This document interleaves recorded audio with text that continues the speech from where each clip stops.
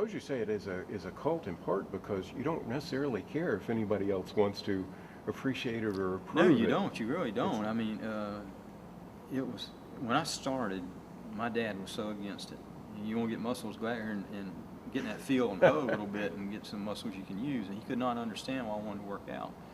And finally, he went to a competition. I've been competing probably 8 or 9 years before he ever went to one. And he kind of appreciated what I'd been doing, I think. But he never really accepted it. And that's kind of like the general public. They'll kind of look at you and say, oh, what a freak. But they're not going to accept the guy with the 20-inch arms. To them, you're a freak. Right. Or you're a pro football player or something. You know, I've been with guys that say, oh, you play ball? And they said, no, I'm a bodybuilder. Oh, so.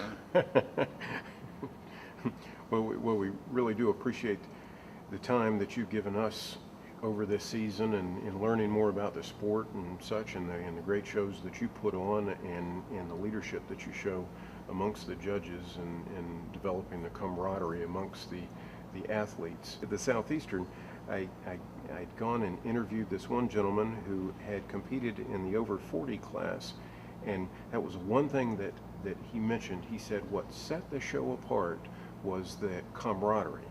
He said that he was amazed by it. It was his first competition, and he felt that there was a potential that he was making lifelong friends at that show. And I was just amazed. I was like, that's Pete Fancher and Roger Puffer. That's the Deke Warner. That's the sort of things you preach. Yeah, I'd like to see it go back to the way it was when I first started, because the first show I did was the 75 Florida, and I had to stand between Ivor Butcher and Robbie Robinson.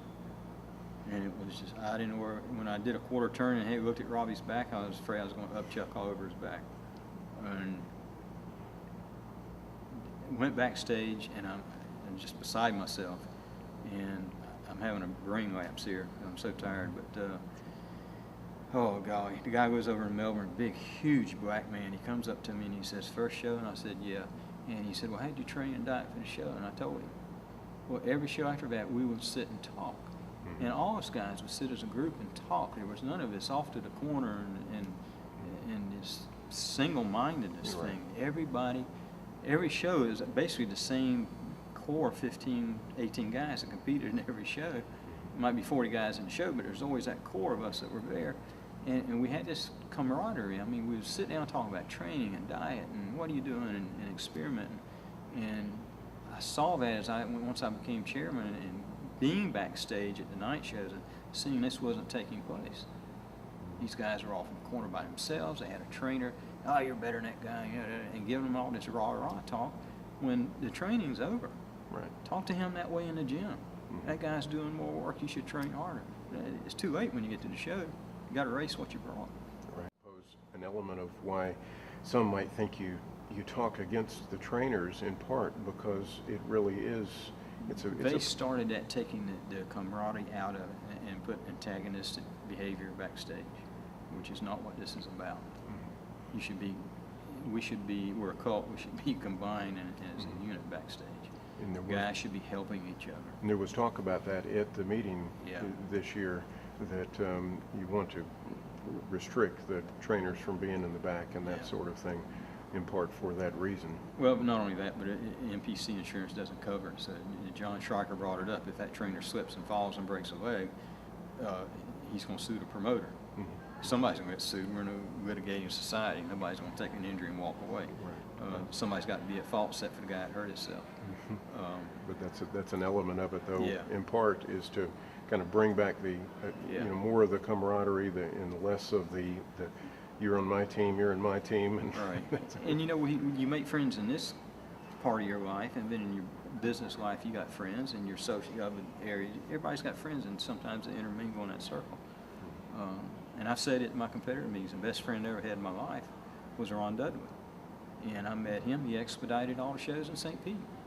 And that's how we met. Him standing there, we joking around, and we became friends. And when I started judging, so did he. And when I was made chairman, I made him my vice chairman. And we covered a lot of miles together. But we were weekend friends. I mean, we talked during the week on the phone. Even after he resigned, we would talk at least once a week, sometimes 3 or 4 times a week. And then he got ill and passed away here a while back. If it hadn't been for bodybuilding, I'd have never known Ron Dudley. If it hadn't been for bodybuilding, I wouldn't have half the people I know in this world now. Right. But I mean, if that Good camaraderie people. wasn't there to begin with, I wouldn't know these people. Right. And good people. Yeah, and good people. Really good people. And it's the same way with the judges. I mean, we can't, even though we're in different districts in like the South and the Central, we do things differently. And we all think we're better than the other district. And I know the Central District's better. But we all have this little camaraderie thing. We get together at certain shows, the Florida and the Southern states, and there's a mixture of district judges. We appreciate each other a little bit more, I think. We see how they do things. They see the way we do things, and it's kind of an admiration society going between both districts. Absolutely. But you got to have that togetherness. You don't, I mean, we'll destroy ourselves from within. And now that you've got several different sorts of ways that people can contact you, I know here it's the end of the year. You're having a Christmas party at your bar, which is we're having our 1-year anniversary party December 7th, which is 6 days from now, which is going to be a big blowout. And then the next day, there's a big remote that the development's putting on in the parking lot, so we're going to be involved in that. So I'm going to have a long 36-hour period. But now they can visit you, find out more, and there's a map to the bar and the like at getawaymartinibar.com. Getawaymartinibar.com, and there's a map showing where it's located in Melbourne. They can get in touch with me through the Florida State website, which is floриданpc.org.